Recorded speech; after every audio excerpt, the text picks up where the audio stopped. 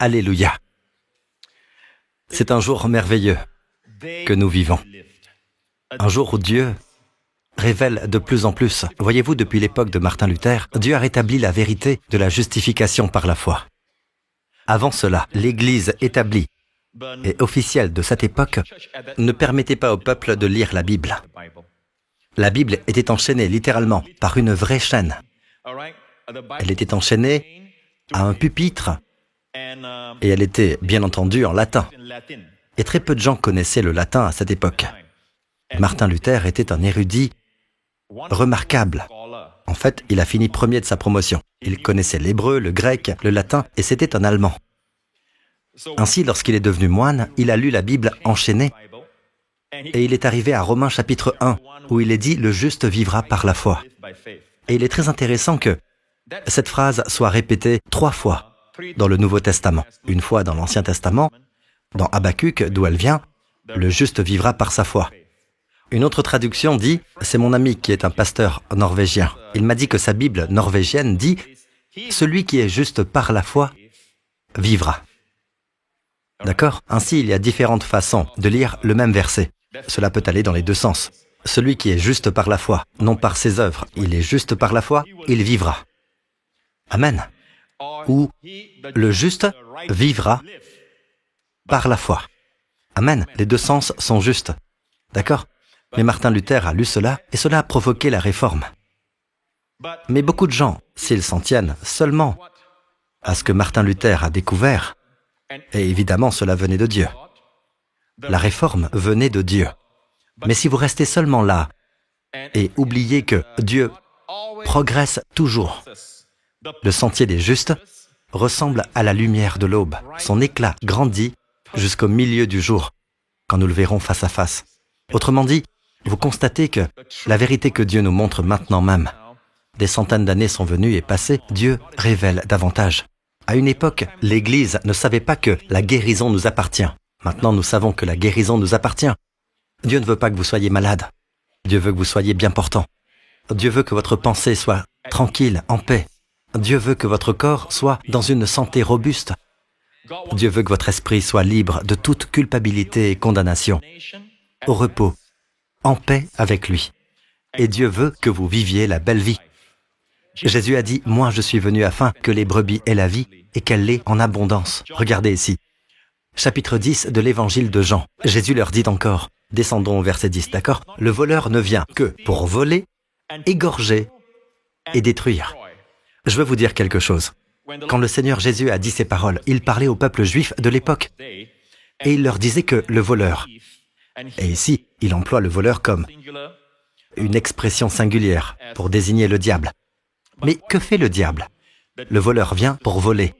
Chaque fois que votre joie est volée, que votre santé est volée, que vos bonnes relations sont volées, que vos enfants sont volés, que même vos biens sont volés, quoi que ce soit, ce n'est jamais, jamais Dieu. J'ai dit que ce n'est jamais Dieu. Nous ne sommes pas ici pour nous plier à des croyances dénominationnelles ou à certains groupes de personnes qui disent des choses du genre « Oh, le temps des miracles est terminé ». D'accord? Il n'y a jamais eu un temps des miracles. Il y a toujours eu un Dieu de miracles. D'accord? Et il n'est pas terminé.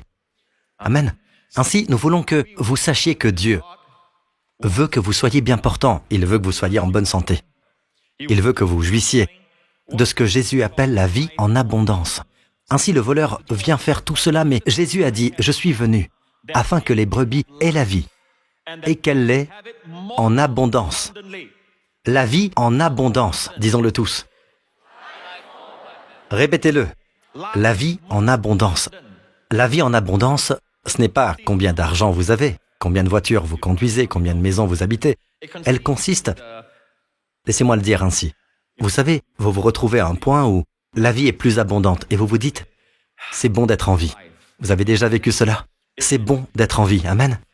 Il pleut peut-être dehors, vous savez, le soleil se cache et la journée est un peu sombre et peut-être que vous avez un défi dans votre vie, tout semble mal tourné à l'extérieur, mais à l'intérieur vous dites, c'est bon d'être en vie. C'est cela la vie en abondance. Et Jésus est venu vous donner la vie en abondance. Puis-je entendre un bon amen? Louez le Seigneur. Et remarquez que le voleur ne vient que pour voler, égorger et détruire, dit Jésus. Jésus a dit, « Moi je suis venu afin que les brebis aient la vie et qu'elle l'ait en abondance. » Ainsi l'homme a été créé pour jouir de la vie. L'homme a été créé pour jouir de tout ce que Dieu a prévu. Amen. Puis Jésus dit, « Je suis le bon berger. Le bon berger donne sa vie pour ses brebis. » Le bon berger donne sa vie. Il donne sa vie pour ses brebis. Amen. Vous savez, dans plusieurs systèmes du monde où l'on s'approche de Dieu, ils sont en souffrance. Ils donnent leur propre vie. D'accord? Mais ici, Jésus dit, « Je donne ma vie pour mes brebis. » Voici la grâce. J'ai dit, voici la grâce. Amen. Et cela fait longtemps que je connais ce verset qui dit que tout ce qui vous vole votre santé, tout ce qui vous vole votre joie, votre paix, vos relations, tout ce qui vous vole vos enfants, votre bien-être, ce n'est pas Dieu, c'est le diable. D'accord? Le diable est parvenu à convaincre l'Église depuis très longtemps que Dieu vous enlève des choses parce que Dieu veut vous donner une leçon. Et vous ne savez jamais quelle est la leçon. Ces mêmes gens disent que Dieu vous rend malade pour vous apprendre une leçon, d'accord? Pourquoi ne pas apprendre la leçon vite? Et alors la leçon s'arrête.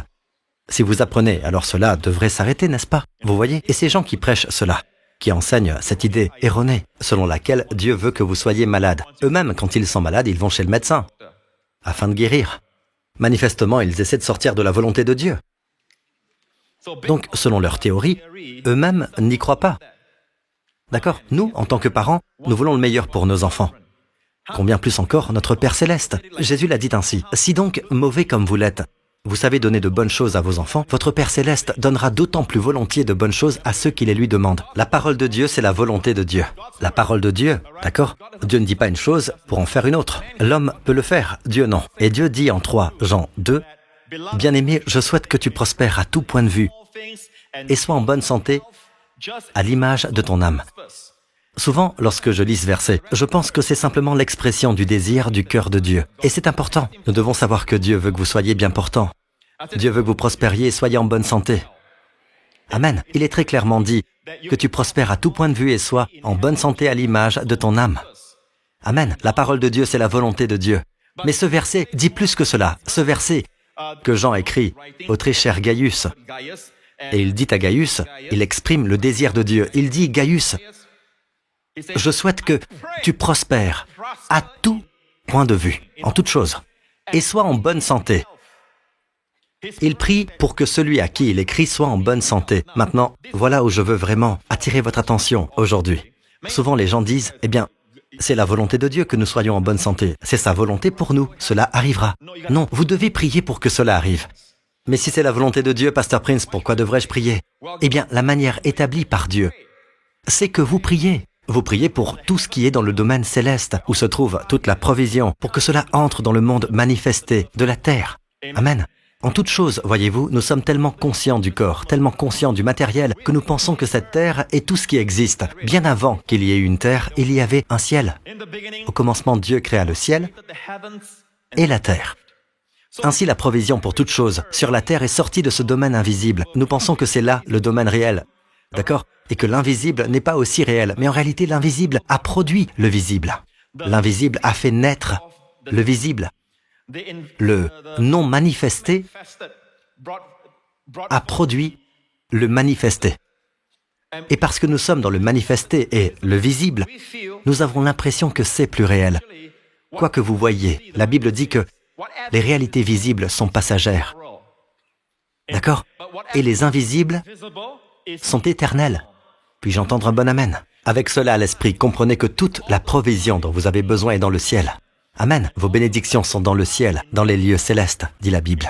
Mais vous devez prier pour que cela se manifeste. Il existe un enseignement selon lequel, si c'est la volonté de Dieu, vous n'avez pas besoin de prier. Cela se manifestera. Mais ce n'est pas vrai, car ici il est dit « Bien-aimé, je souhaite ». Et le mot « souhaite » ici, « eukomai », signifie littéralement le mot « prier ». Je souhaite que tu prospères à tout point de vue et sois en bonne santé, à l'image de ton âme. Quand avez-vous prié la dernière fois pour votre petite fille afin qu'elle soit en bonne santé? À quand remonte la dernière fois que vous avez prié pour votre mari, pour sa santé? C'était quand la dernière fois que vous avez prié pour vous-même, afin que vous prospériez et soyez en bonne santé? Et pourtant la Bible dit que nous devons prier pour que ces choses arrivent. Et là encore, les gens disent, eh bien, Pasteur Prince, si c'est la volonté de Dieu, pourquoi prier? Dieu sait, et c'est la volonté de Dieu. Si c'est la volonté de Dieu, il suffit, selon moi, de remercier Dieu et simplement tout prendre par la foi. Non, mes amis, écoutez, il y a une relation impliquée. Je veux vous parler d'une histoire dans l'Ancien Testament, celle des enfants d'Israël. Et juste avant qu'ils ne soient en captivité à Babylone, le roi de Babylone à cette époque, vous le savez tous par vos livres d'histoire, c'était le roi Nabuchodonosor. Et il est venu en Israël et il a emmené les enfants d'Israël en captivité.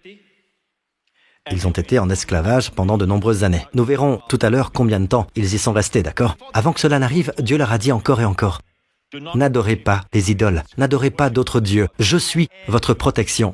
Je le suis. Voyez-vous, mes amis, sans la protection de Dieu, même l'air que vous respirez, vous ne savez pas quelle sorte d'air c'est. Sans la protection de Dieu, peu importe votre intelligence, vos doctorats, vous ne pouvez pas être au bon endroit, au bon moment. Seul Dieu peut faire cela pour vous. Nous dépendons tellement de Dieu. Nous n'avons pas besoin de plus de preuves venant de la vie, de la nature, de la terre elle-même, pour savoir que le prochain train ou le prochain avion dans lequel vous montez pourrait être le dernier.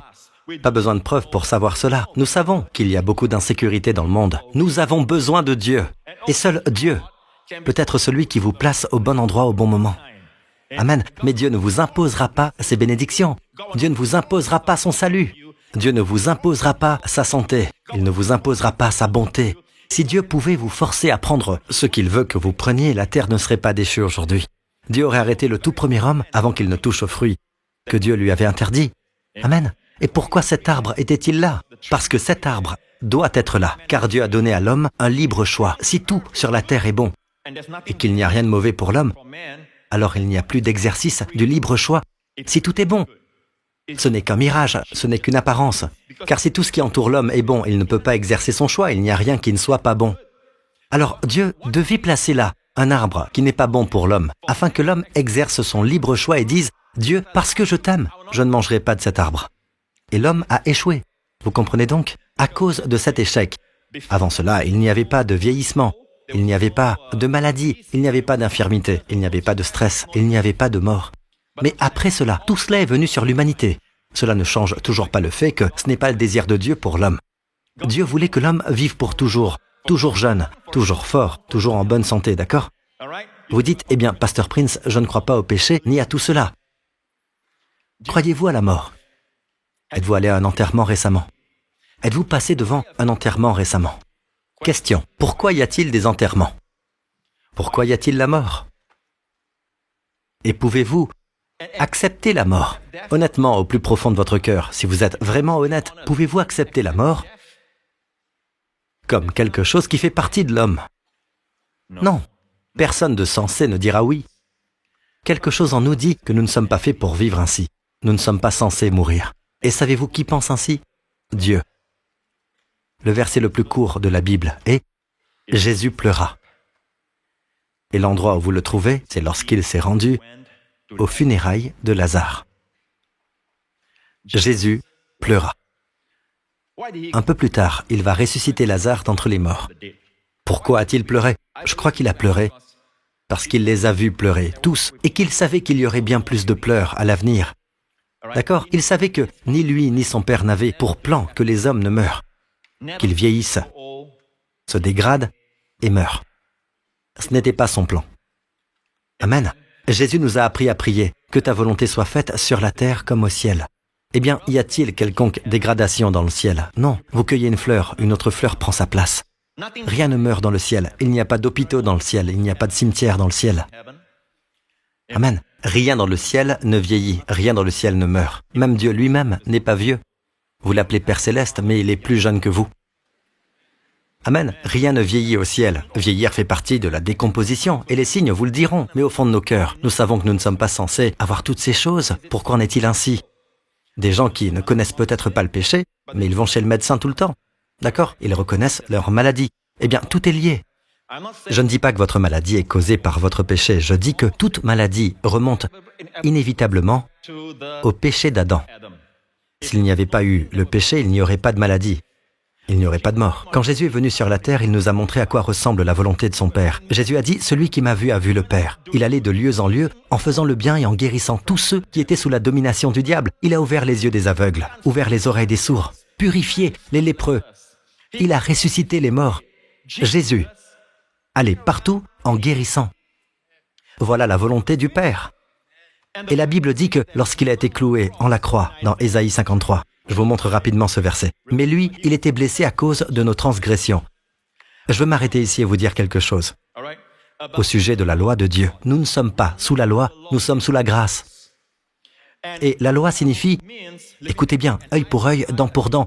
Tu me casses une dent, je te casse une dent, d'accord? Tu frappes mon enfant, je te frappe.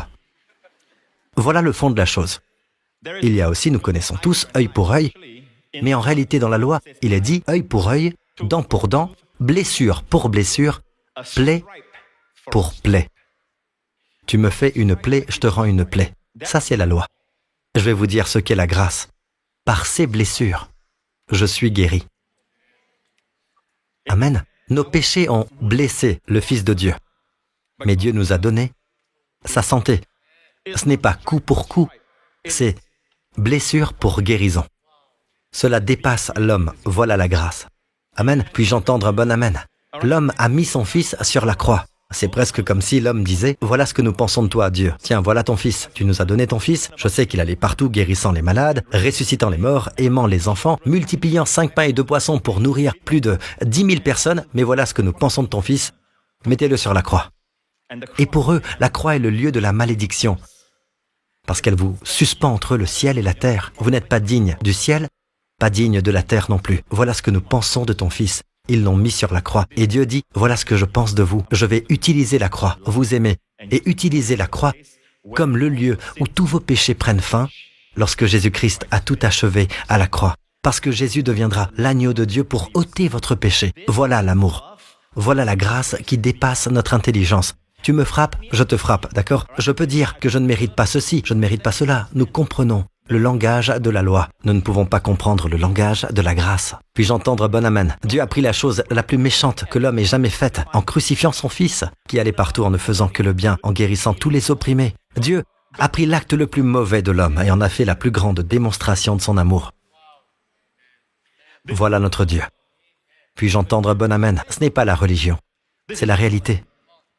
La Bible dit donc, mais lui, il était blessé à cause de nos transgressions, brisé à cause de nos fautes. La punition qui nous donne la paix, le shalom, est tombée sur lui.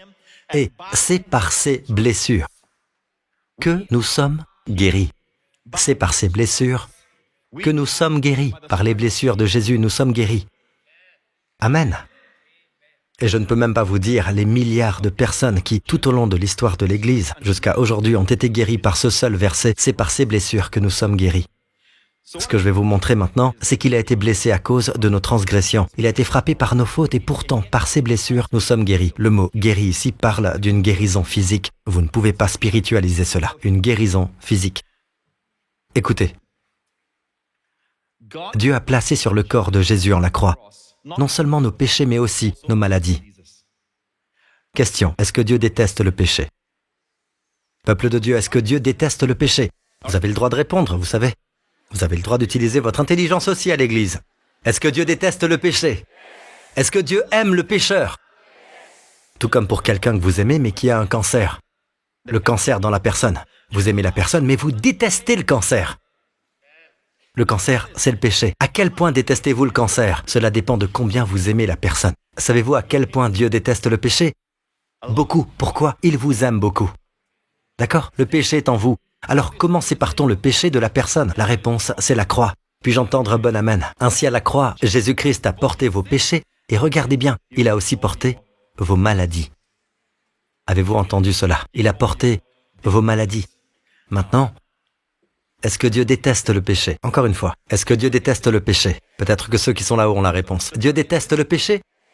Oui, ceux qui sont tout là-haut, près des cieux. Est-ce que Dieu déteste le péché? Et ils sont tellement glorieux que je ne peux même pas les voir. Ils brillent tellement. Pouvez-vous voir mes yeux? Mes yeux reflètent la gloire que je vois sur vos visages. Je ne peux même pas voir votre visage. Oui, Dieu déteste le péché. Vous devez en arriver au point où vous savez que Dieu déteste la maladie. C'est pourquoi Dieu l'a placé sur Jésus en la croix. De même que Jésus a porté nos péchés que Dieu déteste, Jésus a porté nos maladies que Dieu déteste. Vous devez en arriver au point où vous savez que Dieu déteste la maladie.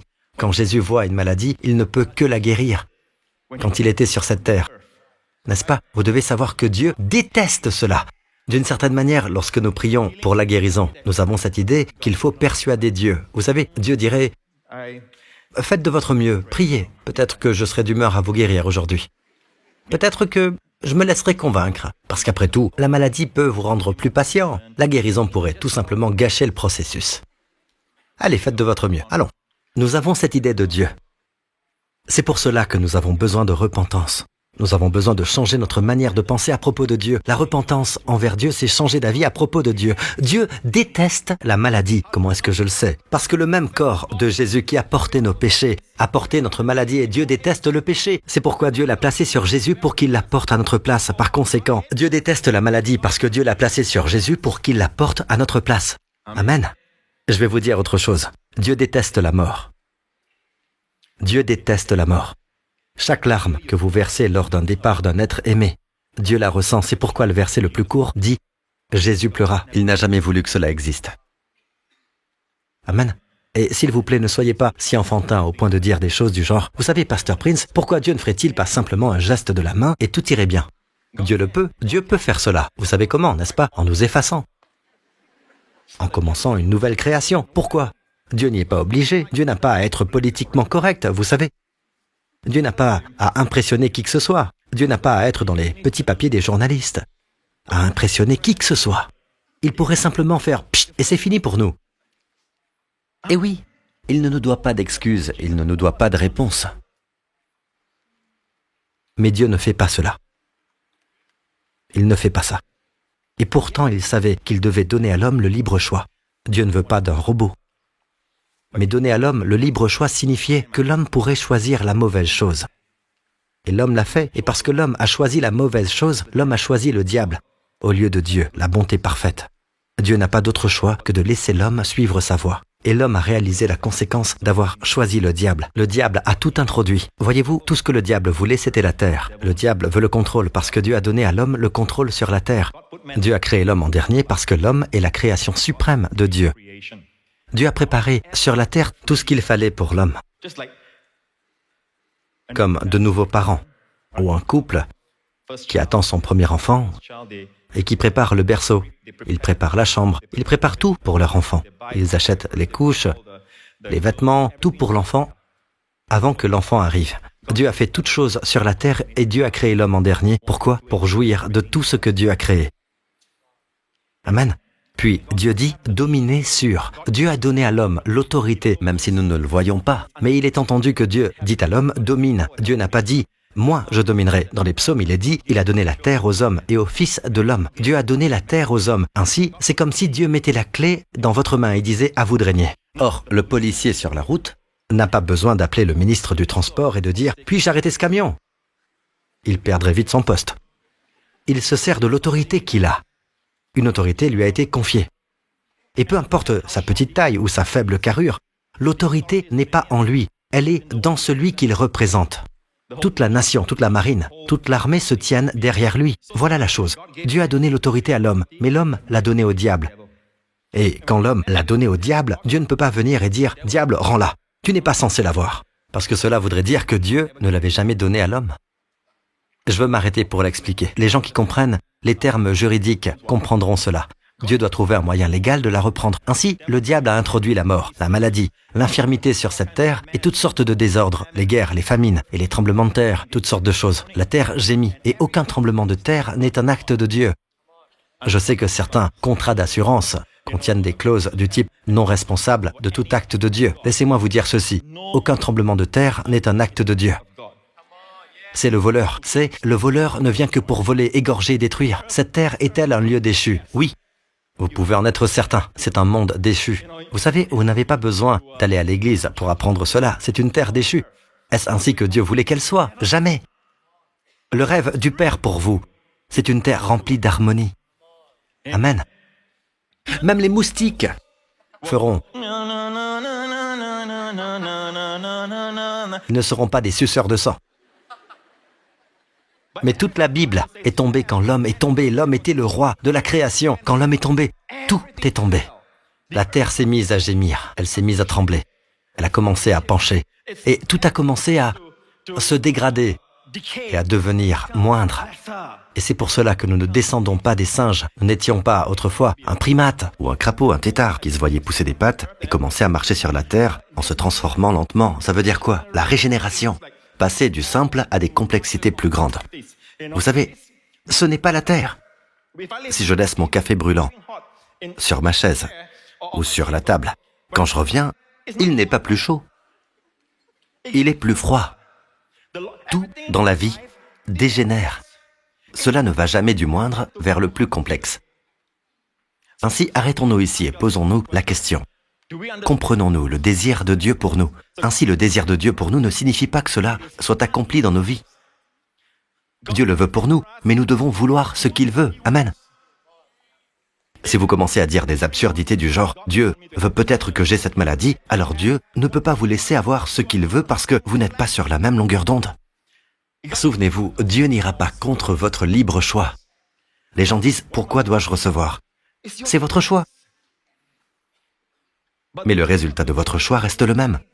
Cela n'est pas déterminé par l'action. C'est déjà déterminé. Amen. Ainsi, revenons encore à cela. Dieu veut que vous soyez bien portant. Et la Bible dit, c'est par ces blessures que nous sommes guéris. Souvenez-vous bien de cela. La maladie est le résultat du péché. Adam a péché. Ainsi, Adam a fait entrer toutes ces choses dans l'humanité. C'est un homme qui a commis une trahison et a remis son autorité au diable. Ainsi, il fallait qu'un homme la reprenne. Et c'est pour cela que le Seigneur Jésus est venu comme un homme. Et il a remporté la victoire sur le diable en tant qu'homme. Il était le seul homme qui n'ait jamais péché. D'accord? Et le diable n'a pas pu le vaincre. Mais lui a vaincu le diable. Et c'est sa vie parfaite, sa vie sans péché, qu'il a qualifiée pour devenir notre substitut. Aucun autre homme n'aurait pu mourir pour nous parce que son sang est lui aussi marqué par le péché. Il est né d'une vierge. Et maintenant, la science nous a montré que la mère ne donne pas son sang au fœtus. La mère ne donne que de la nourriture au fœtus et le placenta emporte les déchets du fœtus vers la mère. Le sang ne passe pas dans le placenta puis dans le bébé, c'est prouvé. Ainsi, Jésus est né d'une vierge. Tout son sang venait de son Père céleste. Il avait un sang sans péché. Et il est né pour mourir. Aucune autre personne, aucun bébé. Quand un bébé vient au monde, personne ne pense que ce bébé est né pour mourir. Ce bébé, le seul à Bethléem, est né pour mourir. C'est pour cela qu'ils l'ont mis dans le tombeau. La mangeoire était en pierre. C'est une image en Israël. Quand vous allez à son tombeau vide à Jérusalem, vous voyez exactement la mangeoire surdimensionnée, qui est un tombeau. C'est une image montrant qu'il allait mourir, d'accord? Il est né pour mourir comme l'agneau de Dieu, notre substitut. L'amour de Dieu n'est-il pas prodigieux? Je ne me lasse jamais de le prêcher. Et je prie que vous ne vous lassiez jamais de l'entendre et que vous continuiez à en jouir. Puis-je entendre un bon amen? Ainsi, Dieu veut que vous soyez bien portant. Cela ne veut pas dire que vous le serez. D'accord? Mais Dieu veut votre coopération. Priez pour que cela arrive. Amen. Ainsi, revenons au 3e épître de Jean, chapitre 2. Il dit, « Je souhaite que tu prospères à tout point de vue et sois en bonne santé à l'image de ton âme. » À l'image, c'est katos en grec, ce qui veut dire dans la mesure où. Dans la mesure où votre âme prospère. Vous allez prospérer et être en bonne santé. Et pourtant, en même temps, prospérer, en grec, est à la voix passive. Être en bonne santé, en grec, est à la voix active. Pourquoi je dis cela? Vous savez ce que sont le passif et l'actif, n'est-ce pas? Le passif veut dire quoi? Vous êtes celui qui reçoit. L'actif veut dire que vous êtes celui qui donne ou qui agit, n'est-ce pas? Mais prospérer est à la voix passive, qui veut dire que lorsque votre âme prospère, souvent vous voyez des gens prospérer à l'extérieur dans leur vocation, dans leurs affaires, dans leur ministère, des choses comme ça. Mais la santé semble être un défi. Pourquoi? Parce que la santé est active. Cela n'arrive pas automatiquement. Vous devez prier pour que cela arrive. Vous m'écoutez, peuple de Dieu? Et pourtant, ce n'est pas enseigné. Les gens disent des choses, même d'où je viens, dans mon parcours, je connais des enseignants qui disent « Vous n'avez pas besoin de prier pour la santé. Priez seulement pour la guérison si vous êtes malade, d'accord? Vous n'avez pas besoin de prier pour la santé. Dieu veut déjà que vous soyez en bonne santé. Non, vous devez prier pour la santé. Ce passage nous dit très clairement que Jean prie pour la santé de Gaius. Je souhaite que tu prospères à tout point de vue et sois en bonne santé. Je prie pour vous tous au nom de Jésus et pour tous ceux qui regardent. Que Dieu vous fasse prospérer en tout. Et Dieu, Père Céleste, accorde-leur la santé divine. Une santé divine, pas une santé naturelle, qu'ils obtiennent à la salle de sport ou par les exercices qu'ils font, Seigneur, par les régimes qu'ils suivent, Seigneur. Mais la santé divine, indépendante de toutes ces choses, une santé robuste, une santé combative. Je prie cela pour eux, pour tous ceux qui entendent ma voix, au nom de Jésus. Et le peuple de Dieu dit, Amen. Vous sentez cela? Ça fait du bien. Cela fait du bien. Maintenant, si je suis pasteur, et que ma pensée ressemble à ceci, peut-être que Dieu veut que vous soyez bien portant, peut-être pas. Que sera, sera, Abraham, Abraham. Ce qui doit arriver, arrivera. Vous pouvez prier, mais nous ne savons pas ce qui va se passer. Or, cela, ce n'est pas actif. Ce n'est pas actif.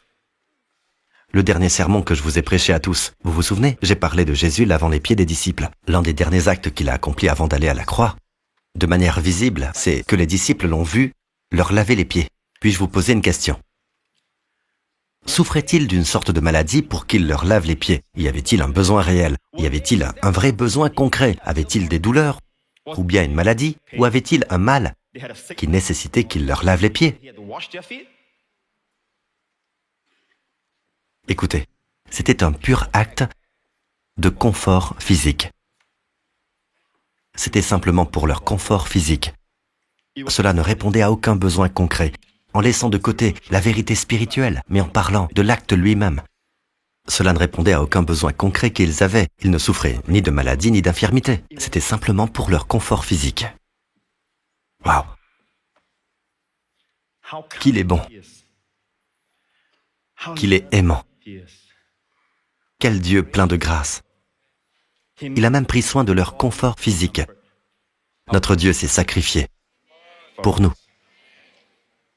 Pouvons-nous comprendre cela? Non, nous ne pouvons pas le comprendre avec notre intelligence humaine. Il faut la lumière de Dieu pour comprendre ces choses.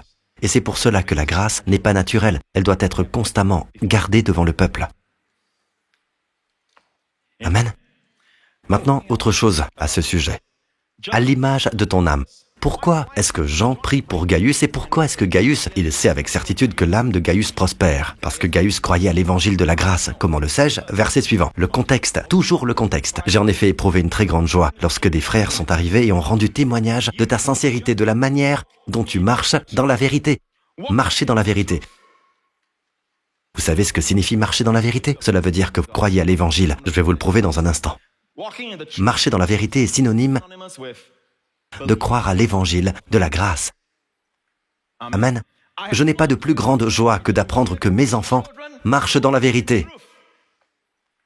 Nous allons laisser cela un instant et je vais vous dire tout de suite, au moins vous voyez le contexte, pourquoi l'âme de Gaius prospérait. Parce qu'il marchait dans la vérité. Or, certaines personnes disent cela très généralement. Eh bien, marcher dans la vérité, cela veut dire marcher dans la parole de Dieu. Vous savez, moi je crois en la parole de Dieu. Et je crois que la parole de Dieu n'est pas seulement une inspiration d'idées, c'est une inspiration mot à mot. J'ai déjà partagé cela auparavant. Je crois que depuis la Genèse, du premier verset jusqu'au dernier, Amen, viens Seigneur Jésus, que la grâce du Seigneur Jésus-Christ, le dernier verset de l'Apocalypse, tout cela est inspiré. Mais lorsque vous dites marcher dans la vérité, c'est marcher dans la parole de Dieu. C'est trop général. Alors même la loi est la parole de Dieu. Marcher dans la vérité, c'est marcher dans l'évangile. Je vais vous le prouver. Allons à un épisode de la vie de Pierre et de Paul. Et de Marie. Non, pas Marie. Pierre et Paul. D'accord? Pierre et Paul. À un moment donné, combien savent que Pierre a été sauvé avant Paul? Paul a été sauvé après la mort et la résurrection de Jésus. En fait, la première rencontre de Paul avec Jésus, c'est Jésus à la droite du Père. Pierre a marché avec lui, dormi près de lui, passé du temps avec lui, vu les miracles de Jésus pendant ces 3 ans et demi de ministère. Amen. C'était Pierre. C'est Pierre que Dieu a utilisé pour apporter l'évangile dans la maison du centurion romain, Corneille, et toute la maison a été sauvée. C'était Pierre.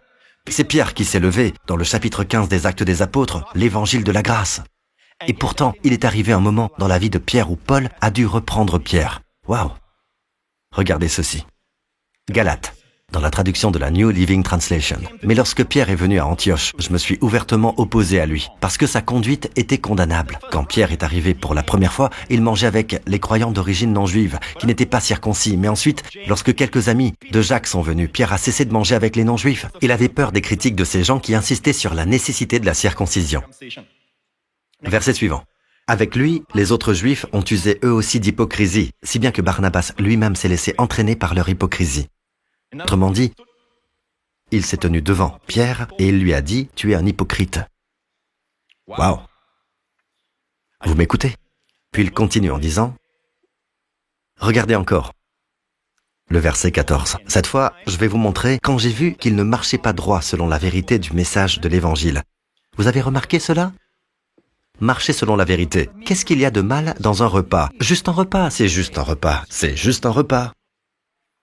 Mais avec Paul, aucun compromis, même autour d'un repas. D'accord? Autrement dit, Pierre, peut-être qu'il mangeait, qui sait, peut-être qu'il mangeait du bacon. Avant l'arrivée des croyants juifs, quand les croyants juifs sont arrivés, plus de bacon. D'accord? Quoi qu'il en soit, l'évangile était en jeu. Il ne marchait pas selon la vérité de l'évangile. Est-ce que Pierre visitait une maison close? Est-ce que Pierre complotait pour tuer quelqu'un? Non, bien sûr que non. Tout cela tournait simplement autour d'un repas. Et pourtant, Paul a vu là un refus de suivre la vérité de l'Évangile. Je vais vous donner le mot grec original pour cela. Ne marchez pas droit. L'ancienne King James l'exprime justement. L'ancienne King James dit « Mais quand je vis qu'il ne marchait pas droitement selon la vérité de l'Évangile, alors il dit qu'il a repris Pierre. » Or, le mot grec est « orthopodeo ». Marcher droit vient de « orthopodeo », d'où nous tirons le mot « orthopédique ». Dans le mot « orthopédique », « ortho » veut dire « droit ». « Podeo » signifie « pied »,« marcher ». Marcher droit, littéralement. Voilà donc ce qui s'est passé. Je vis littéralement, la King James a raison, qu'il ne marchait point droitement selon la vérité. Il ne marchait pas selon la grâce. La Bible dit dans les psaumes, il ne refuse aucun bien à ceux qui marchent dans l'intégrité. À l'époque, il était sous la loi, sous la grâce. Qu'est-ce que marcher selon la vérité? C'est croire à la grâce. Marcher dans la grâce de Dieu. Vous m'écoutez, peuple de Dieu? Vous apprenez tous quelque chose? Revenons à la 3e épître de Jean.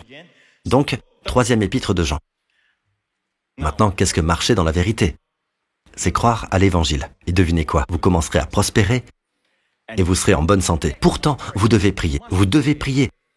Même si c'est la volonté de Dieu, vous devez quand même prier. Je vous explique. Dans l'Ancien Testament, c'est par là que je commençais à vous parler de tout ça. Dans l'Ancien Testament, Dieu leur a dit de ne pas adorer les idoles. Et Dieu leur a envoyé prophète après prophète, messager après messager pour les avertir de ne pas s'éloigner de lui. Finalement, ils se sont mis à adorer d'autres dieux et ont cessé d'adorer le vrai Dieu d'Abraham, d'Isaac et de Jacob. Et ils ont commencé à offrir des sacrifices à leur Dieu et non des sacrifices d'expiation au vrai Dieu. Qu'est-ce que Dieu a fait? Dieu a envoyé le roi Nabuchodonosor, le roi de Babylone, et les a tous emmenés en captivité à Babylone. Mais Jérémie a prophétisé à cette époque qu'ils y seraient pendant un temps. Regardez ce que dit Jérémie. Tout ce pays deviendra une ruine, un endroit dévasté, et ces nations seront esclaves du roi de Babylone. Pendant combien d'années? Pendant 70 ans. Il y a une limite dans le temps. Ils seront en captivité pendant combien de temps? 70 ans. C'est ce que Jérémie, le prophète, a dit. Dans le chapitre 29 du livre de Jérémie, en revanche, voici ce que dit l'Éternel. Dès que 70 ans seront passés pour Babylone, j'interviendrai en votre faveur. J'accomplirai ce que je vous ai promis en vous ramenant ici. Alors qu'est-ce que Dieu leur a dit? Après 70 ans de servitude, dans un pays étranger, à Babylone, sous le roi Nabuchodonosor, et d'autres rois après lui, au bout de 70 ans, Dieu dit « J'interviendrai en votre faveur, j'accomplirai ce que je vous ai promis en vous ramenant chez vous, au pays d'Israël. » Comme ce que Dieu a fait aussi en 1948, d'accord? Ainsi, à cette époque, Dieu les a ramenés après 70 ans de captivité. Alors, puisque Dieu l'avait promis, pourquoi prier? Et parmi ceux qui avaient été emmenés en captivité alors qu'ils étaient très jeunes, se trouvaient Daniel et ses 3 amis. D'accord? Ils sont partis en captivité. Après 70 ans, il devait être un homme âgé. Regardez ce qui est arrivé à Daniel à Babylone. Daniel dit, la première année de son règne, moi, Daniel, je me suis aperçu dans les livres que le nombre d'années indiqué par l'Éternel au prophète Jérémie pour la durée de la dévastation de Jérusalem était de 70. Voyons. Daniel était un prophète. Daniel était un homme qui a vu l'ange Gabriel. Daniel avait des visions, Daniel avait des rêves, et pourtant il étudiait sa Bible. Cette révélation sur le nombre d'années pendant lesquelles Israël a été en captivité, il ne l'a pas reçue d'un ange, il ne l'a pas reçue de rêve, il l'a reçue de la Bible. Toutes les choses que nous pouvons apprendre lorsque nous nous penchons sur cette fontaine de vie, ce livre. Il a compris par les livres, par la prophétie de Jérémie, qu'il y avait 70 ans. Ainsi, il savait que cela touchait à sa fin. Qu'a-t-il fait? A-t-il dit, « Eh bien, Dieu a déjà promis qu'il viendra nous visiter et nous ramènera » Non. Je me suis tourné vers le Seigneur Dieu en le recherchant avec des prières et des supplications. Amen, en jeûnant et en me couvrant d'un sac et de cendres, ce qui ne nous concerne pas aujourd'hui, d'accord? Mais la prière, oui. Ainsi, même si c'était la volonté de Dieu, Dieu dit qu'il les visitera, qu'il les ramènera, et pourtant, Daniel a prié. Alors ne vous contentez pas de dire simplement que c'est la volonté de Dieu, que cela arrivera. Priez! Quand est-ce la dernière fois que vous avez prié pour votre mari afin qu'il prospère dans ses affaires, qu'il soit en bonne santé? Je ne crois pas à la prospérité juste pour le succès personnel, le « je me moi », le « donne-moi tout ce que tu peux me donner ». Ce n'est pas quelque chose d'égoïste, mais Dieu veut que vous prospériez parce que les pauvres ne peuvent pas aider les pauvres. Les malades ne peuvent pas aider les malades. Seuls ceux qui vont bien peuvent aider les malades. Seuls ceux qui vont bien peuvent visiter les malades.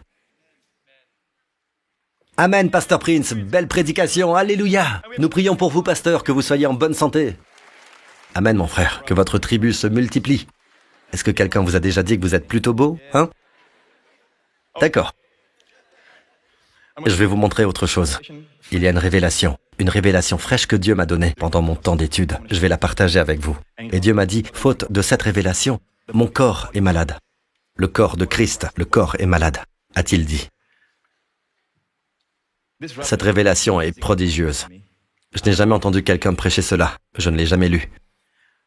Je vais vous montrer le chapitre 53 du livre d'Ésaïe, d'accord? Il a été blessé à cause de nos transgressions, brisé à cause de nos fautes. La punition qui nous donne la paix est tombée sur lui, sur Christ. Et c'est par ces blessures que nous sommes guéris. Nous étions tous comme des brebis. Nous tous comme quoi? Ainsi, juste après, c'est par ces blessures que nous sommes guéris. Que dit-il? Nous étions tous comme des brebis égarées. Chacun suivait sa propre voie et l'Éternel a fait retomber sur lui nos fautes à tous. Alors, regardez maintenant ce passage comparatif. Juste après, c'est par ces blessures que nous sommes guéris. Il dit, nous étions tous comme des brebis égarées. Chacun suivait sa propre voie. Allez au chapitre 2 de la première épître de Pierre. Jésus a lui-même porté nos péchés dans son corps à la croix afin que, libérés du péché, nous vivions pour la justice. C'est par ces blessures que vous avez été guéris, n'est-ce pas? Maintenant, regardez. Vous étiez en effet comme des brebis égarées, exactement comme dans Ésaïe 53, sauf pour cette différence. Mais maintenant, vous êtes retournés vers le berger et le protecteur de votre âme. Et le Seigneur m'a dit ceci, le jour où le peuple de Dieu me verra comme un berger, pas seulement dans sa tête, mais me connaîtra vraiment comme un berger. Ces jours de maladie seront terminés. Maintenant, avant d'applaudir, n'empiétez pas sur mon temps, écoutez.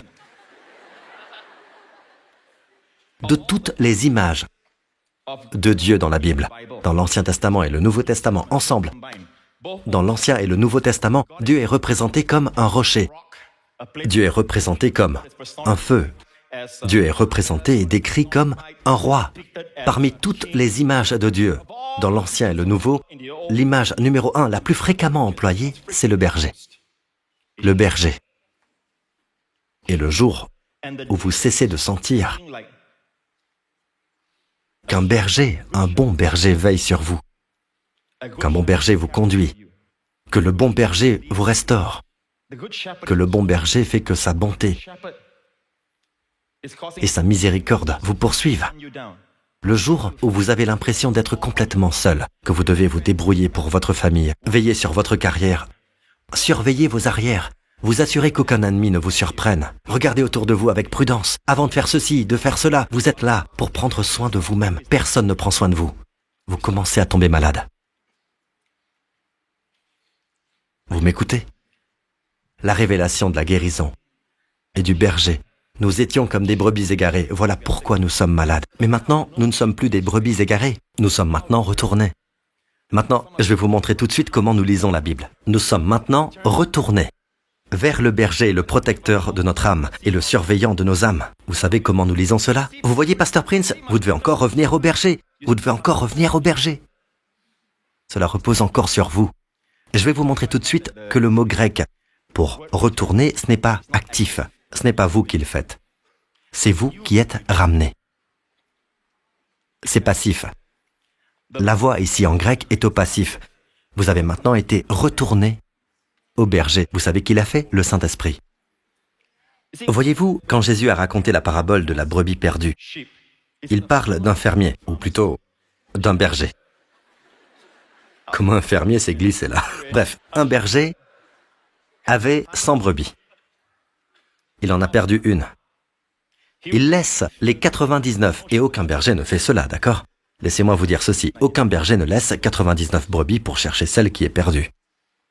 Sauf un seul berger, le bon berger.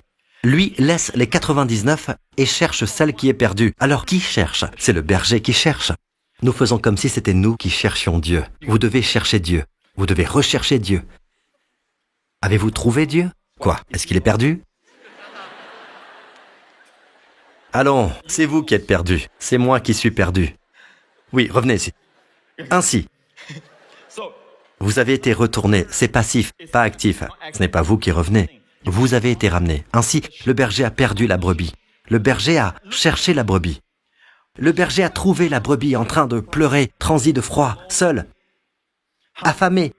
Le berger a pris la brebis. Le berger a pris la brebis. Ainsi, la brebis se repose sur sa force. Le berger a ramené la brebis à la maison. Le berger a dit, « Réjouissez-vous avec moi. » Qu'a fait la brebis? Ce n'est pas mon histoire, en fait. C'est une parabole de Jésus. Le berger a tout fait. Qu'avons-nous fait? Nous avons fait une chose. Nous avons bêlé bien fort. Voilà la prière. Une autre chose que nous avons faite, c'est que lorsqu'il nous a portés, il nous a placés sur ses épaules, nous nous sommes laissés reposer. Comme ça. Voilà ce que nous avons fait. Voyez-vous, le salut n'est rien d'autre que consentir à être sauvé.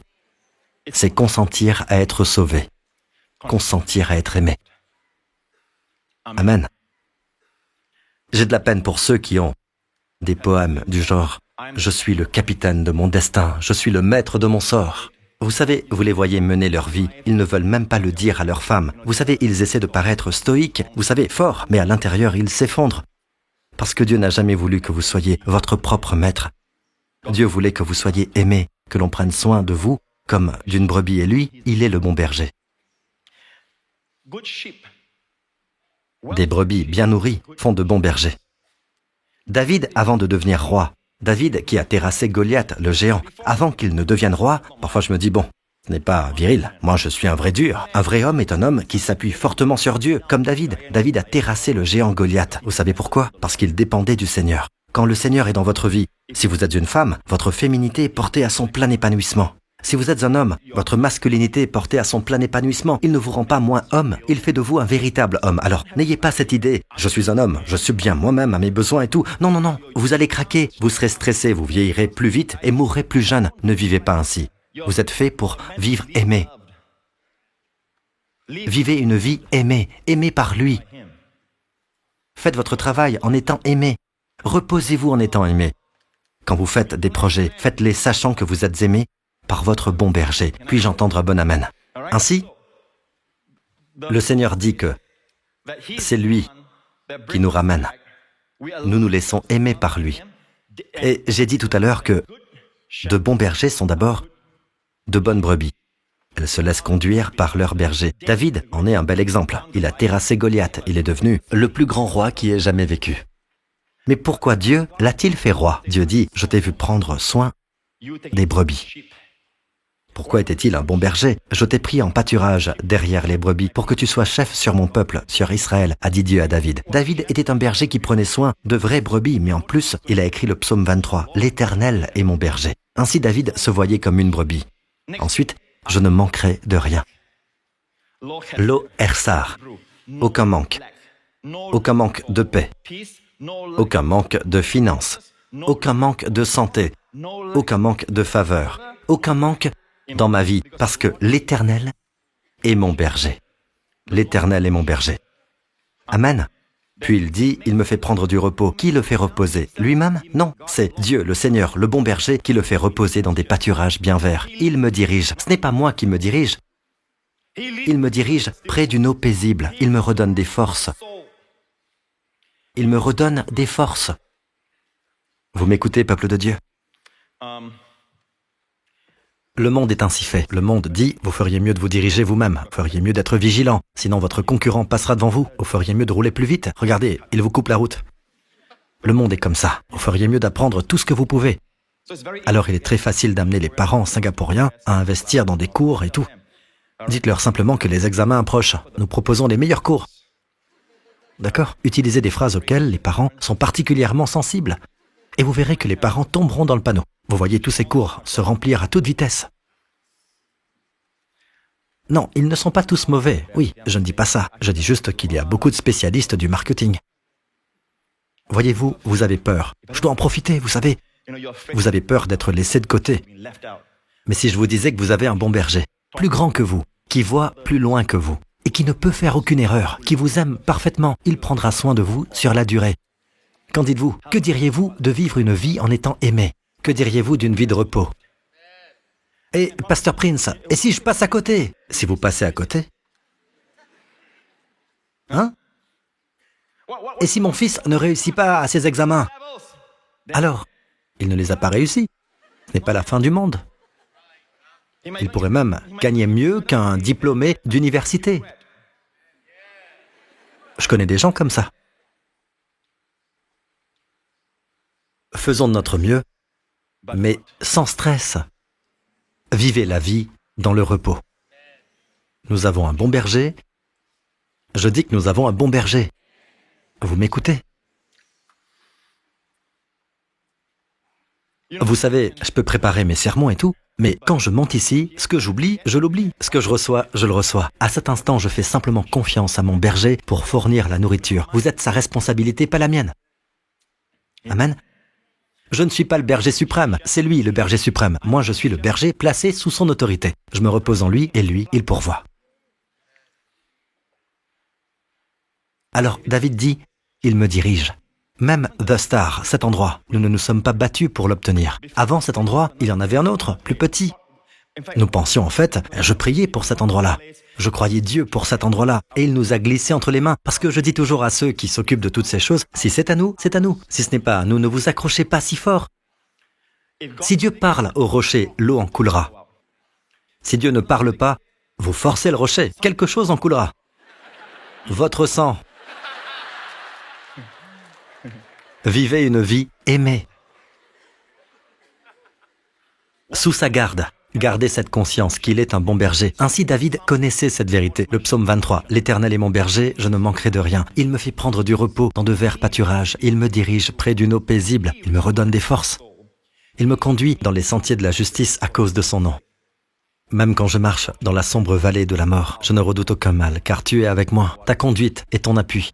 Tout cela sont des images du berger et de la brebis. Voilà ce qui me réconforte.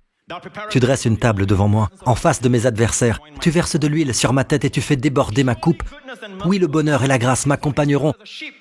Il se voyait comme une brebis éveillée, conduite, prise en charge. Le bonheur et la grâce le traquaient. Et il est devenu un grand berger.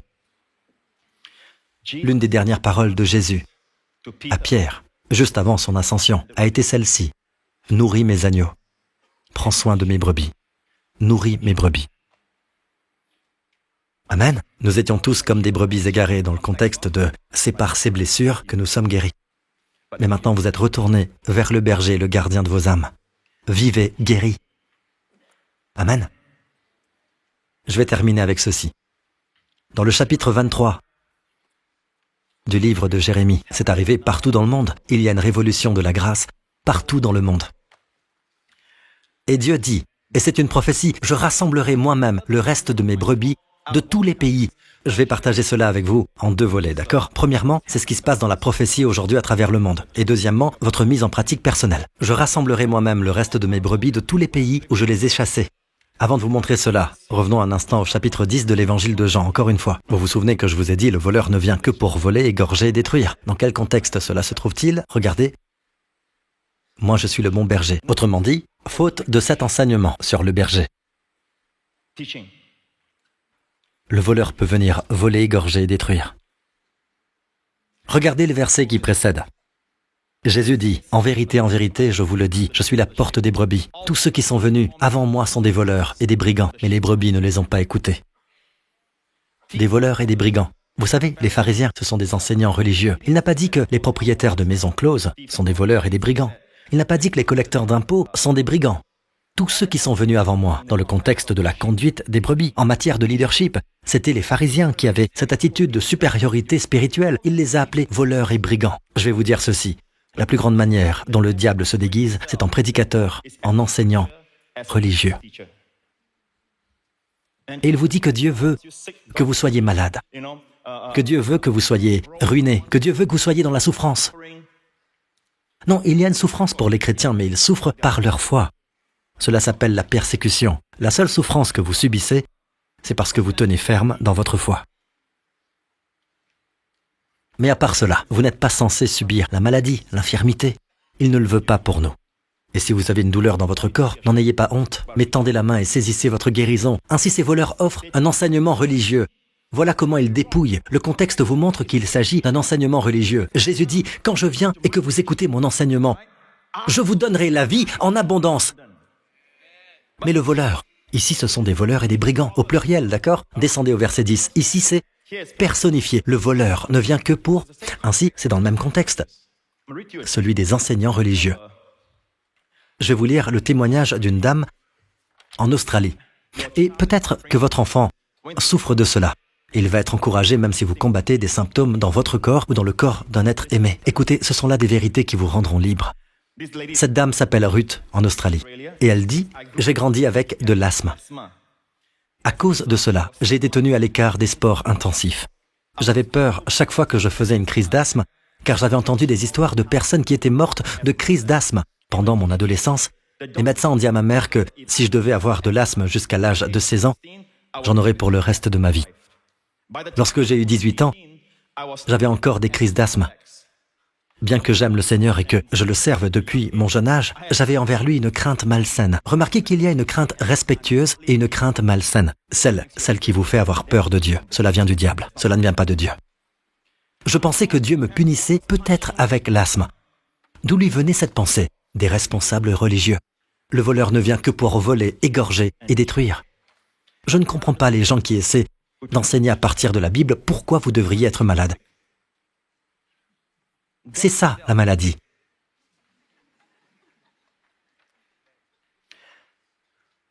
Mais je continue à prier et demander à Dieu de me guérir. J'étais très confuse.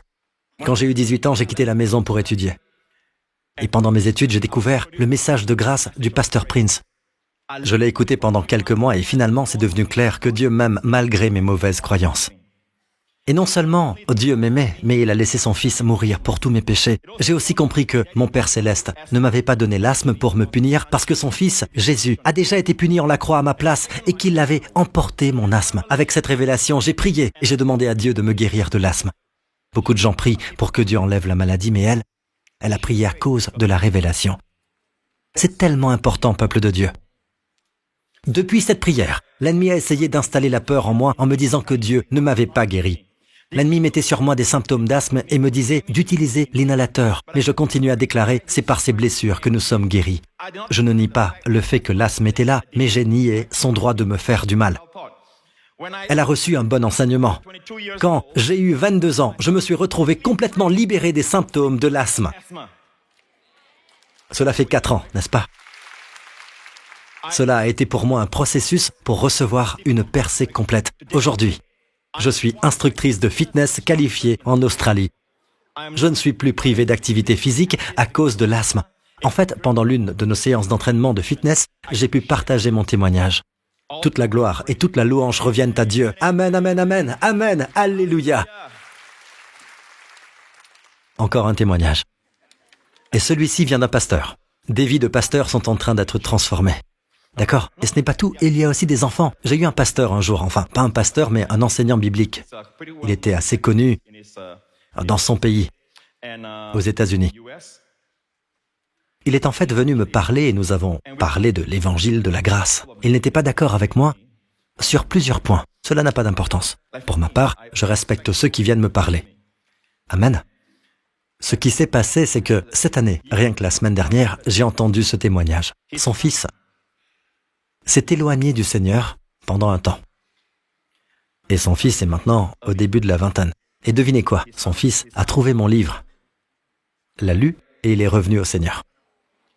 Et c'est le père qui a partagé ce témoignage. Le fils fréquente maintenant une école biblique. D'accord? Alors, peuple de Dieu, souvenez-vous toujours que la puissance est dans le message. Pour ceux qui combattent la grâce, vous devriez avoir des témoignages de personnes qui disent des choses du genre « Après avoir découvert que j'ai été libéré de ce genre de grâce, ma vie a changé. » Vous devriez avoir des témoignages comme cela.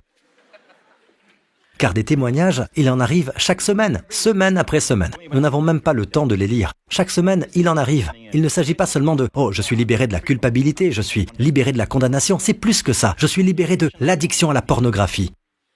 Je suis libéré de cette addiction à la drogue. C'est la guérison. Et je vous le dis, si c'est une hérésie, alors cela glorifie Jésus et apporte de l'aide au peuple de Dieu. Amen. Ce pasteur de Caroline du Nord, aux États-Unis. Je suis pasteur dans une église en Caroline du Nord, mais je travaille à temps plein en dehors du ministère. Je suis aussi d'un séminaire théologique en ligne. Je prêchais une vie droite et j'essayais de vivre droit et de faire toujours davantage pour servir Jésus. La vie était très exigeante et je me sentais en train de m'épuiser. J'ai envisagé de me retirer du ministère pendant un moment pour terminer mes études. C'était trop pour moi. J'avais aussi environ 15 années de lutte avec une addiction au tabac à chiquet. Vous connaissez le tabac à chiquet? Ils mâchent le tabac puis le crachent. Et eux, quand ils crachent, enfin, le crachoir peut se trouver à 3 mètres et ils peuvent viser et cracher directement dans le crachoir. Vous savez, ils sont vraiment habiles pour cela. J'ai vu ça dans des séries de cow-boys. Du tabac à chiquet. 15 années de lutte. 15 ans, d'accord? Un dimanche, je me suis même tenu en chair et j'ai confessé mon addiction. J'ai levé une boîte de tabac et j'ai dit que moi, comme David l'a fait avec Goliath, j'allais lui couper la tête et livrer sa carcasse aux oiseaux. En larmes, j'ai renoncé à l'addiction et beaucoup sont venus à l'hôtel ce jour-là pour se défaire de leur dépendance. Cependant, j'ai rechuté en l'espace d'une semaine, avec un sentiment de grande condamnation. Ainsi, il y a des pasteurs qui regardent. Ils s'opposent à la grâce et à tout cela. Quelle est votre addiction? Oui, doctrine mise à part, quelle est votre addiction? Vous savez, au bout du compte, mes amis, c'est à l'usage qu'on voit le résultat. D'accord? Et pour certains d'entre vous, je suis un libre penseur. Êtes-vous vraiment libre de penser? Si vous pensez à des femmes nues tout le temps, vous n'êtes pas libre de penser. Si vous pensez constamment à des saletés, vous n'êtes pas libre de penser, non. Ne dites pas que vous êtes des libres penseurs quand vous êtes en esclavage. Je vous le dis, quand Jésus vous libère, vous serez réellement libre. Ne laissez pas les gens dire « je suis un libre penseur ». Vous n'êtes pas libre de penser. Le chemin de vos pensées est toujours le même. Vous avez besoin d'être libre. Je veux que vous soyez des penseurs libres. Dieu veut que vous soyez des penseurs libres. Il veut que notre pensée soit libre. C'est une autre chose, n'est-ce pas? Le pasteur Prince nous a enseigné aujourd'hui. Qu'avez-vous appris? Il nous a enseigné aujourd'hui à être des penseurs libres. C'est pour cela que j'ai des ennuis. Alors, 15 années de lutte. Oui, ils aiment toujours faire croire que nous sommes en esclavage et qu'eux sont libres. Voyez-vous, eux sont en esclavage. Ils sont esclaves du péché, ils ne peuvent pas s'empêcher de penser à certaines images dans leur esprit. Ils n'y peuvent rien. Et c'est comme les gens qui fument. Ils disent toujours « je peux arrêter n'importe quand ». Je peux arrêter quand je veux, oui, bien sûr. Le pire genre d'addiction, ce sont ceux qui ne peuvent pas admettre qu'ils ont une addiction. Voyez-vous, ceux qui sont malades ont besoin d'un médecin. Il n'y a aucune condamnation. Aucune condamnation. Si quelque chose vous tient, c'est pour cela que Jésus est venu. Jésus dit, « Hey, vous savez quoi? Pas de bluff, pas de faux semblants. Venez à moi tel que vous êtes, je vous aime tel que vous êtes, et je vous rendrai libre. » Ce sont les pharisiens qui ne peuvent pas recevoir, n'est-ce pas? Permettez-moi de terminer cela. Ainsi, ce pasteur, 15 années d'addiction au tabac à chiquet. Ainsi, même s'il avait vu des gens s'avancer, lui-même a renoncé à l'addiction. Mais après une semaine, il y était revenu. Cependant, j'y suis retourné en l'espace d'une semaine. J'ai ressenti une grande condamnation. Je suis persuadé que beaucoup d'autres qui se sont avancés à l'hôtel ce jour-là n'ont pas eu une victoire durable non plus. Je n'ai pas cessé de combattre. J'ai arrêté plusieurs fois. J'ai persévéré. J'ai fini par découvrir Joseph Prince Ministries et un ami m'a donné le livre Destiné à régner. J'étais stupéfait par ce que j'entendais et lisais parce que je n'avais jamais entendu l'évangile présenté de cette manière. J'ai su que c'était la vérité et cela a commencé à me libérer. J'ai entendu le pasteur Prince prêcher un sermon où il disait que la solution était d'arrêter d'essayer de vaincre par mes propres forces et de confesser au Seigneur, Seigneur, moi je ne peux pas, mais toi, tu peux. Cela est devenu ma devise. Et j'ai cessé d'essayer d'arrêter le tabac. Je ne me sentais plus coupable et j'ai confessé que, même si ce tabac n'était pas bon, Dieu ne m'aime pas moins si j'en prends. Je peux maintenant témoigner que je ne touche plus au tabac depuis 7 mois. Chaque fois qu'une envie surgit, je dis au Seigneur que je sais que ce qu'il a pour moi vaut bien mieux que le tabac. Loué soit Dieu. Ce message de faveur imméritée a changé ma vie et mon ministère. Je prêche et j'enseigne désormais la grâce chaque fois que je monte en chair. Alléluia. Loué soit le Seigneur. Terminons avec ceci. Comme je l'ai dit, chapitre 23 du livre de Jérémie. Regardez ici, je rassemblerai, Dieu parle, je rassemblerai moi-même le reste de mes brebis de tous les pays où je les ai chassées. Je les ramènerai dans leur domaine. Elles se reproduiront et deviendront nombreuses. Remarquez, de tous les pays. C'est ce qui se passe à notre époque, peuple de Dieu. Dieu ramène le peuple juif de partout sur la terre. Ils reviennent tous en Israël. Quelle qu'en soit la raison, Dieu accomplit la prophétie biblique. Dieu les ramène dans leur pays. Cela ne pouvait pas arriver à l'époque de Jérémie. Ils ne sont revenus que d'un seul endroit, Babylone. Voici la prophétie pour notre époque, de tous les pays. Les Juifs reviennent. Puis Dieu dit, je placerai à leur tête, quoi? Des bergers. Des bergers qui prendront soin d'elles. Ainsi, cette révélation du berger et de la brebis va devenir forte dans les derniers jours. Et c'est pour cela que la maladie, entre autres, va devenir un facteur de moins en moins présent parmi le peuple de Dieu à cause de cette révélation du berger. Je placerai à leur tête des bergers qui prendront soin d'elles. Pas les battre, prendront soin d'elles. J'ai dit, prendront soin d'elles. Savez-vous que le mot berger et le mot nourrir en hébreu sont le même mot? Raha. Rapidement. En hébreu, c'est Raha. L'hébreu se lit de droite à gauche comme le chinois, d'accord? Resh, Aïn, Hey. Hey est le symbole de notre Église, n'est-ce pas? Notre icône, notre identité visuelle. Nous utilisons Hey parce que c'est une image de la grâce. Je l'ai déjà enseigné auparavant. Je ne vais pas tout répéter. C'est une image de la grâce. Ra'a. C'est soit berger, soit nourrir. C'est pareil. Ils emploient le même mot pour berger ou faire paître, d'accord? Maintenant, regardez. Comment nous nourrissons-nous? De la grâce, n'est-ce pas? Ra'a. Nourrissez-vous de la grâce. Maintenant, enlevez la lettre de la grâce, le He. Enlevez-la. Savez-vous ce que cela forme en hébreu? Ra. Ra signifie le mal. Sans la grâce, vous vous nourrirez du mal. Savez-vous pourquoi les gens se nourrissent du mal, d'addiction, d'esclavage? Pourquoi? Même s'ils savent que cela leur nuit. Ils disent qu'ils peuvent arrêter quand ils veulent. N'est-ce pas? Ils s'enfoncent toujours plus dans l'esclavage. Leurs mains tremblent quand ils n'en ont pas. Ils ne vivent pas la vie en abondance parce qu'ils ne se nourrissent pas de la grâce. Quand la grâce n'est pas là, c'est le mal. Ra. Revenons à la prophétie. Nous allons conclure avec cela. Je placerai à leur tête des bergers, le mot Ra'a, qui prendront soin d'elles. Ra'a. Elles ne connaîtront plus la peur quand vous êtes sous un berger oint, d'accord? 3 choses arriveront aux personnes qui se placent sous un berger qui vient de Dieu dans ces derniers jours. Elles n'auront plus de crainte, premièrement. Deuxièmement, elles ne seront plus abattues, plus découragées. Troisièmement, elles ne manqueront de rien. L'Éternel est mon berger, je ne manquerai de rien. 3 choses, plus de peur, plus de découragement, plus de manque. Du manque de santé, du manque de provision, plus de manque, dit le Seigneur. Ainsi, nous voyons que le berger les nourrit. De quoi les nourrit-il? Quand cela arrivera-t-il? Verset suivant. Voici que les jours viennent, déclare l'Éternel, où je donnerai à David un germe juste. Il régnera avec compétence. Ici, il s'agit de Jésus-Christ, notre Seigneur. Il exercera le droit et la justice dans le pays. Verset suivant. À son époque, Juda sera sauvé et Israël habitera en sécurité. Voici le nom dont on l'appellera l'Éternel, notre justice. L'Éternel est quoi? Vous n'êtes pas votre propre justice. Vous n'avez pas à fournir votre propre justice. Vous n'avez pas à produire la vôtre. Le Seigneur est votre justice. Vous restez vous, je reste moi, mais le Seigneur est ma justice. Ce qui signifie que lorsque Jésus est ma justice, Dieu me regarde comme si j'avais un plus pour l'observance de la loi. Ainsi, les bergers, le contexte nous le dit, le berger prend soin d'eux avec la grâce. Il les nourrit de la révélation de sa justice et non de leur justice. C'est un don. Sa justice est un don. Ainsi, cela nous dit que cela arrivera quand ils se nourrissent de cela. Ils n'auront plus de crainte, ne seront plus découragés et ne manqueront de rien. Cela nous dit de quoi il les nourrit, l'Éternel, notre justice. Maintenant, il nous dit que tout cela arrivera.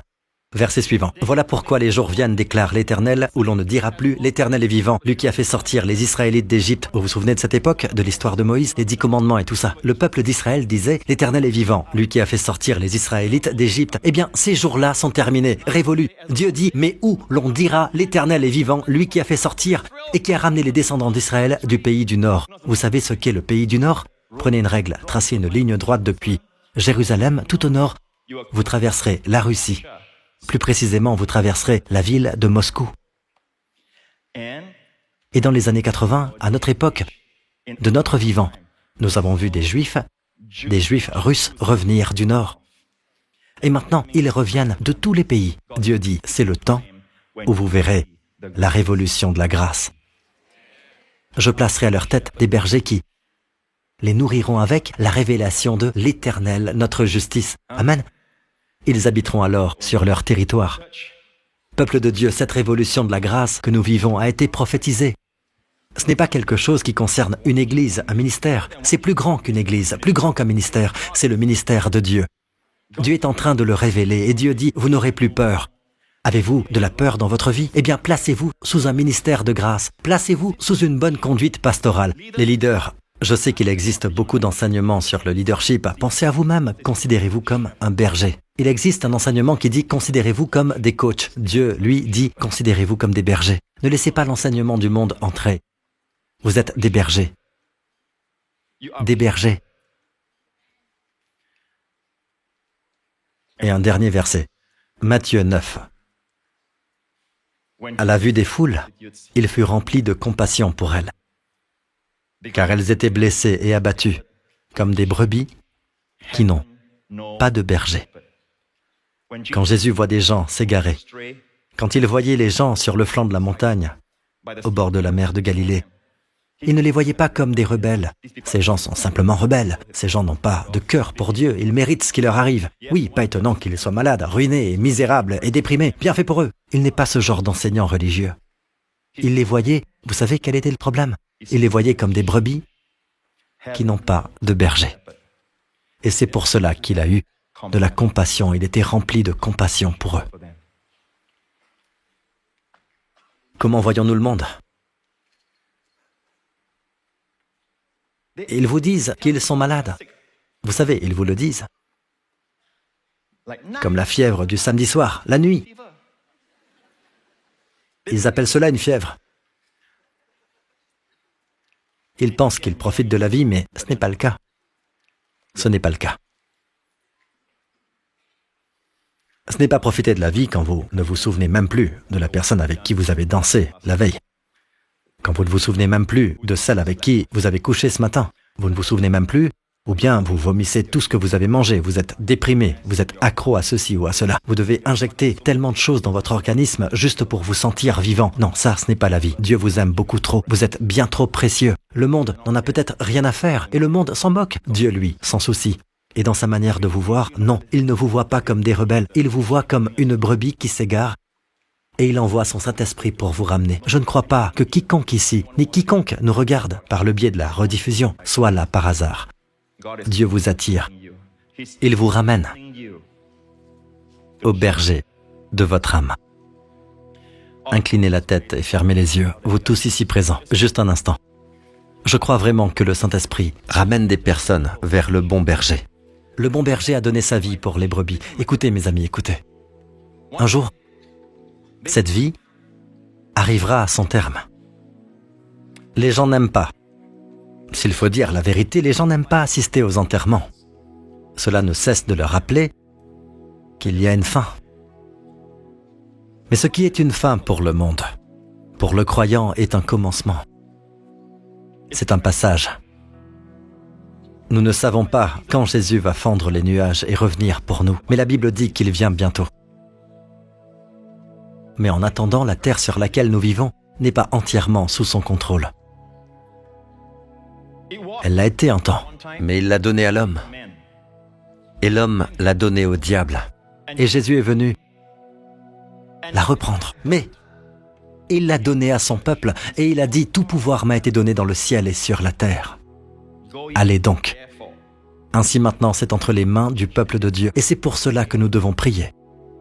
Pour les choses que nous voulons voir arriver. Ne tenez pas cela pour acquis. Nous devons prier. Quand vous montez dans un avion, priez pour la protection. Quand vous voyagez, priez pour que Dieu vous place au bon endroit au bon moment. Quand vous faites des affaires, priez pour la faveur. C'est triste, très triste est le mariage de l'homme qui dit à ses amis « Vous savez, je ne dis pas à ma femme que je l'aime. Elle sait que je l'aime. Je lui donne de l'argent. Vous savez, je prends soin d'elle. Bien sûr qu'elle sait que je l'aime. Eh bien, si vous interrogez l'épouse, elle dira « Ce serait vraiment agréable de l'entendre me dire « Je t'aime » de temps en temps. » Voilà ce qu'est la prière, mes amis. Ce n'est pas une affaire de « moi je sais, Dieu sait, il sait ». Dieu veut que vous lui disiez que vous l'aimez. Dieu veut que vous lui demandiez. Jésus a dit « Si donc, mauvais comme vous l'êtes, vous savez donner de bonnes choses à vos enfants, votre Père Céleste donnera d'autant plus volontiers de bonnes choses, écoutez, à ceux qui les lui demandent. » Demandez à Dieu. Si vous voulez vivre longtemps et que vous voyez vos amis mourir jeunes, l'avez-vous demandé à Dieu? Dieu, j'aimerais vivre longtemps, donne-moi une longue vie. Et puis, dites à Dieu que vous voulez employer cette longue vie pour sa gloire, pour ses desseins, pour vivre une vie de destinée et non pas simplement rester là à flotter. Mes amis, les poissons morts flottent. Ne flottez pas dans la vie. La vie est trop précieuse pour flotter. Vous nagerez peut-être à contre-courant, mais mes amis, vous êtes vivants. Si c'est votre cas, où que vous soyez, mes amis, et que vous vouliez que le Seigneur Jésus-Christ soit votre sauveur personnel et votre Seigneur, vous êtes retourné vers le berger et le protecteur de votre âme. Si c'est votre cas, faites cette prière avec moi maintenant. Vous tous, et vous aussi de la Grace Revolution Church. S'il y a quelqu'un qui regarde et qui n'est pas encore croyant, voici votre merveilleuse et grande occasion de placer votre confiance en Christ et en Christ seul. Pour votre salut. Et à partir de maintenant, vous n'avez plus à surveiller vos arrières. Lui veille sur vous. Avec sa houlette contre les loups, son bâton, pour vous porter si vous tombez. Dans les endroits escarpés, il vous retrouvera. Il restaurera votre âme. Il ôtera votre stress et vous donnera une paix qui surpasse toute intelligence. Alors, si c'est votre cas, faites cette prière avec moi, du fond du cœur, que personne ne regarde autour de soi. Dites simplement, du fond du cœur, Père Céleste, je ne crois pas que ce soit par hasard que j'écoute ce message aujourd'hui. Tu m'aimes. Et c'était ta destinée pour moi que j'entende cette parole aujourd'hui. Je te remercie parce que, dans ton amour pour moi, tu as envoyé ton Fils Jésus-Christ pour mourir sur cette croix, pour tous mes péchés, et tu l'as ressuscité le 3e jour d'entre les morts, comme la déclaration que tu m'as justifié. Merci Père. Jésus a vaincu la mort pour moi. Jésus-Christ est vivant. Et Jésus-Christ est mon Seigneur et mon Sauveur. L'Éternel est mon berger. Je ne manquerai de rien. Et désormais, le bonheur et la grâce m'accompagneront, me poursuivront tous les jours de ma vie. Au nom de Jésus. Amen, Amen, Amen. Louez le Seigneur, Alléluia. Mettons-nous tous debout. Souvenez-vous de ceci. Pour une raison, à cause de l'alliance et à cause de la relation, Dieu veut que nous le disions, même s'il sait ce dont nous avons besoin, d'accord? Pour que cela se manifeste. Sur la terre comme au ciel. Là-haut, il n'y a pas de maladie, seulement la santé. Que ta volonté soit faite sur la terre comme au ciel. Alors prions pour la protection. Parce que nous ne sommes pas assez intelligents en tant que brebis pour veiller sur nous-mêmes. Nous faisons confiance au Seigneur et vivons une vie de repos. Vivons une vie de joie, une vie aimée. Amen. Levez les mains, vous tous ici présents, et où que vous nous regardiez, ainsi qu'à la Grace Revolution Church. Que le Seigneur vous-même vous bénisse, vous et vos familles, avec les bénédictions du Père Abraham. Que le Seigneur fasse de vous la tête et non la queue. Que le Seigneur vous conduise au point où vous prêterez et n'emprunterez pas. Que vos ennemis viennent contre vous par un chemin et s'enfuient devant vous par 7 chemins. Bénis soient vos enfants, bénis soit votre femme. Une mère joyeuse au milieu de ses enfants. Que le Seigneur vous bénisse et que la richesse et l'abondance soient dans votre maison. Amen. Vous ne manquerez de rien. Qu'une paix puissante gouverne vos cœurs, vos émotions et vos pensées. Que le Seigneur lui-même vous préserve, vous et vos bien-aimés, de tout mal, de toute maladie, de toute mort prématurée. Que le Seigneur lui-même vous protège et vous fasse, vous et vos familles, par sa grâce, être toujours au bon endroit, au bon moment. Que le Seigneur tourne son visage vers vous et vos bien-aimés et vous accorde à vous et aux vôtres son shalom, sa paix, son bien-être. Et au nom de Jésus, je prie que vous prospériez à tous égards et que vous soyez en bonne santé, tout comme votre âme prospère maintenant. Au nom de Jésus, et tout le peuple dit Amen. Louez le Seigneur. Alléluia. Alléluia. Louez le Seigneur. Que Dieu vous bénisse.